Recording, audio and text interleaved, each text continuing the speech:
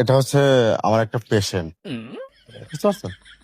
তো ওর একটু সমস্যা, ওই যে মাজার হাড়টা খাই গেছে।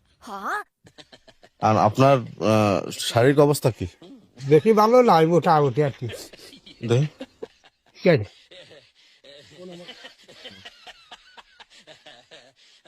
শ্বাস নেন। জোরে জোরে শ্বাস নেন। হ্যাঁ, ঠিক আছে ঠিক আছে। আর বিষয়টা হচ্ছে কি, আপনার খোলাখুলি বলি, আপনি যেহেতু দাদু বয়সী, দাদি কি মানে ঠাকুমা কি আছে? না, মারা গেছে নাকি? মা বাবা নেই, তার ঠাকুর ভাই। মানে আমার আপনার ঠাকুমা, ওয়াইফ, আপনার wife। স্ত্রী। ও আছে, আপনারা কি এখনো মানে এক জায়গায় থাকেন না আলাদা আলাদা থাকেন? ওই আলাদা আলাদা ধরো খায়। ও তাহলে হবে না।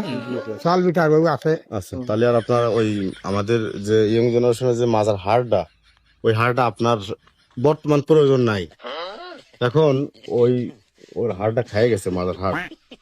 কলকাতা দিয়ে অনেক জায়গা নিয়ে গেছি, কারণ আমি ওর কাছে প্রতিজ্ঞা করেছি যে আমার যত কষ্ট হোক, যত টাকা পয়সায় খরচ হোক, সুস্থ আমি ওর উপর লেসে করবই। এই জায়গার এই হাড়টা দাদু স্যার, আমি একটু বলবো। আমি আজকে 3 মাস বিয়ে করেছি দাদু।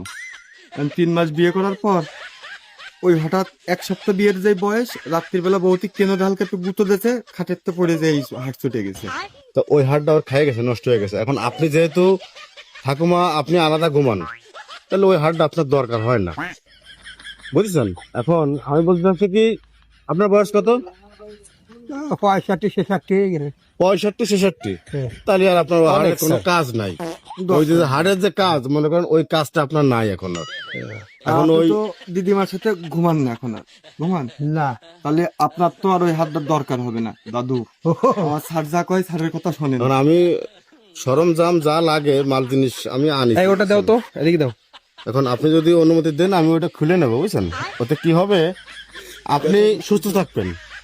আপনি সুস্থ থাকবেন, এরকম হাঁটা চলাফেরা করতে পারবেন না, শুয়ে থাকতে হবে, বেশিরভাগ শুয়ে থাকতে হবে, বসে থাকলেও হবে। কোনো সমস্যা নেই স্যার, অবাস করলে তো হচ্ছে। হয়।